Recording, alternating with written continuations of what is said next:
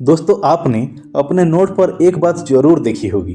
मैं धारक को 500 रुपये अदा करने का वचन देता हूँ और इस वचन के नीचे आरबीआई गवर्नर के दस्तखत होते हैं। ये दस्तखत और वचन ही है जो एक सिंपल कागज के टुकड़े को रुपए का नोट बनाते हैं। हर इंडियन करेंसी नोट पर कुछ ऐसा ही लिखा होता है। अगर ये दस्तखत और वचन ना हो तो वो नोट बस एक बेकार कागज का टुकड़ा बन जाएगा जिसका कोई वैल्यू नहीं होगा। दोस्तों, क्या लगता है आपको, अगर ये सिग्नेचर ना हो तो क्या ये पैसा तभी अपने वैल्यू मेंटेन कर पाता? दोस्तों, reserve bank of India act 1934 के सेक्शन 22 के तहत आरबीआई को बैंक नोट इशू करने का अधिकार दिया गया है। लेकिन जब आरबीआई के पास ये पावर है तो वो क्यों अनलिमिटेड करेंसी नहीं प्रिंट करती? ऐसे विचार आपके मन में आते होंगे। इनफैक्ट अक्सर ऐसा होता है कि जब देश की अर्थव्यवस्था कुछ खास ना चल रही हो तो तब ऐसे थॉट्स लोगों को ज्यादा डिस्ट्रैक्ट करता है। ऐसे में कई लोगों के मन में ये सवाल उठता है कि आरबीआई अनलिमिटेड करेंसी क्यों नहीं छाप देती। आज हम अपनी इस वीडियो के माध्यम से इसी सवाल का जवाब देने की कोशिश करेंगे। हम जानेंगे वो प्रमुख वजहें जो आरबीआई को और गवर्नमेंट को अनलिमिटेड करेंसी प्रिंट करने से रोकता है, और हम ये भी देखेंगे कि जो देश जिन्होंने इस तरह का एक्सपेरिमेंट किया उनका क्या अंजाम हुआ। क्या उनकी इकोनॉमी में सुधार आई या और बिगड़ गई? चलिए एक सिंपल एग्जाम्पल से समझते हैं। मान लीजिए आपके पास एक पुरानी बाइक है और आपने डिसाइड किया कि इसे 15,000 में बेचना है। अब अगर एक दिन 1000 लोग बाइक खरीदने के लिए लाइन लगाकर आ जाते हैं तो आप क्या करोगे? ऑब्वियसली आप प्राइस बढ़ा देंगे। आप प्राइस बढ़ाकर 20,000 या उससे ज्यादा करेंगे क्योंकि आपने देखा कि डिमांड बढ़ गई है। ये होता है डिमांड एंड सप्लाई का फंडा।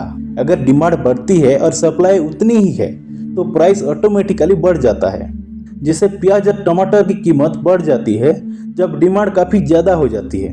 अब सोचिए, अगर हम इकोनॉमी में अनलिमिटेड पैसा प्रिंट करते हैं तो लोगों के पास पैसा तो आ जाएगा, पर खर्चे कहाँ होंगे? जो कार पहले 100 लोग खरीद रहे थे अब 1000 लोग खरीदने आ जाएंगे। मतलब डिमांड बढ़ गई लेकिन सप्लाई वही है, तो कार का प्राइस बढ़ जाएगा और इन्फ्लेशन का लेवल भी। ऐसे ही होता है गोल्ड मार्केट में। जब सबको लगता है उनके पास पैसा आने वाला है और मार्केट में पैसा ज़्यादा हो गया है तो गोल्ड की डिमांड बढ़ जाती है, लेकिन सप्लाई वही है तो गोल्ड का प्राइस भी बढ़ जाएगा। आपने देखा था जब इन्फ्लेशन के टाइम पे गोल्ड का प्राइस रिकॉर्ड हाई पर पहुंचा था।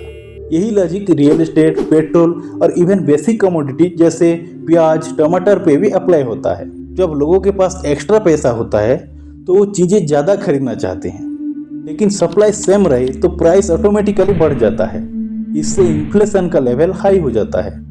तो आपको क्या लगता है, अगर सबके पास ज़्यादा पैसा हो तो क्या ये प्राइस हमेशा बढ़ेंगे? चलिए अब बात करते हैं इन्फ्लेशन का कुछ और रीजन की जो गवर्नमेंट को अनलिमिटेड पैसे छापने से रोकता है। पहला फैक्टर है फॉरेन एक्सचेंज और करेंसी वैल्यू। जब भी एक देश अपनी करेंसी को अनलिमिटेड प्रिंट करता है तो उस करेंसी की वैल्यू इंटरनेशनल मार्केट में गिरने लगती है।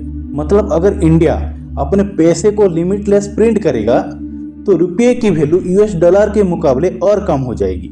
इसका नतीजा ये होगा कि इंपोर्टेड गुड्स जैसे ऑयल, मशीनरी और टेक्नोलॉजी सब कुछ महंगा हो जाएगा। दूसरा फैक्टर है परचेजिंग पावर और सेविंग पर असर। अगर मार्केट में पैसा बढ़ गया है तो जो पैसा आपके पास अब है उसकी वैल्यू कम हो जाएगी। अब जो पहले 100 रुपये में चीजें खरीद पाते थे अब उन्हीं चीजें के लिए 150 रुपये देने पड़ेंगे। मतलब आपकी सेविंग और परचेजिंग पावर दोनों खत्म हो जाएंगे। तीसरा और बहुत बड़ा फैक्टर है इकोनॉमिक इनस्टेबिलिटी और ट्रस्ट का लॉस। जब गवर्नमेंट अनलिमिटेड करेंसी प्रिंट करती है तो उस इकोनॉमी में इनस्टेबिलिटी आनी शुरू हो जाती है। लोगों का अपने ही करेंसी पे से भरोसा उठने लगता है। जिम्बाब्वे और वेनेजुएला जैसे देश में ये इम्पैक्ट हमने देखा है। लोगों ने वहाँ की करेंसी को एक्सेप्ट करना बंद कर दिया था क्योंकि उसकी वैल्यू खत्म हो गई थी। दोस्तों, जब एक देश अपनी करेंसी को इशू करता है तो उस करेंसी का एक रियल वैल्यू होना चाहिए। यही वजह है कि आरबीआई के पास अपने रिजर्व्स होते हैं जो एक तरह से करेंसी की वैल्यू को सपोर्ट करते हैं। गोल्ड को हमेशा एक वैल्यूएबल एसेट माना जाता है। इसका एक हिस्टोरिकल रीजन भी है। जब तक हमारे पास गोल्ड रिजर्व होते हैं तब तक हमारी करेंसी को एक बैकिंग मिलती है। अगर इंडिया अपने पैसे प्रिंट करते वक्त गोल्ड रिजर्व्स को मेंटेन नहीं करेगा तो करेंसी का ट्रस्ट और वैल्यू दोनों गिर सकते हैं। जैसे मैंने पहले बताया, जब करेंसी की वैल्यू गिरता है तो इन्फ्लेशन होती है और सभी चीजें महंगी हो जाती है। सिमिलरली डॉलर रिजर्व्स भी एक क्रिटिकल फैक्टर है। ग्लोबल मार्केट में यूएस डॉलर को इंटरनेशनल ट्रेड का स्टैंडर्ड करेंसी माना गया है। जब देश अपनी करेंसी को इंटरनेशनल मार्केट में ट्रेड करता है तो उन्हें डॉलर की रिजर्व जरूरत पड़ती है। अगर आरबीआई के पास सफिशिएंट डॉलर रिजर्व हैं तो हम अपनी करेंसी को स्टेबलाइज कर सकते हैं और ग्लोबल मार्केट में हमारी करेंसी का वैल्यू स्ट्रांग रह सकता है। अब सोचिए, अगर आरबीआई अनलिमिटेड करेंसी प्रिंट करे लेकिन उसके पास स्ट्रांग गोल्ड या डॉलर रिजर्व नहीं है तो वो करेंसी अपनी वैल्यू खो सकती है।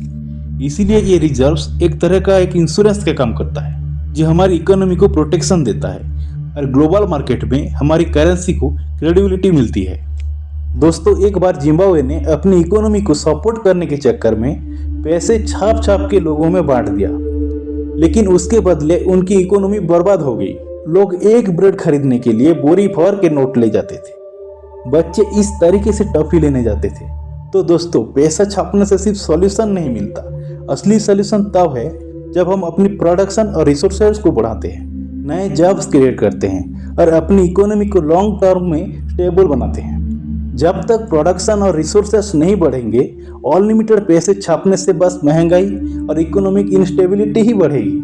दोस्तों, ये समस्या सिंपल नहीं है और हर देश को ये समझना होता है कि इकोनॉमी को बैलेंस कैसे करना है।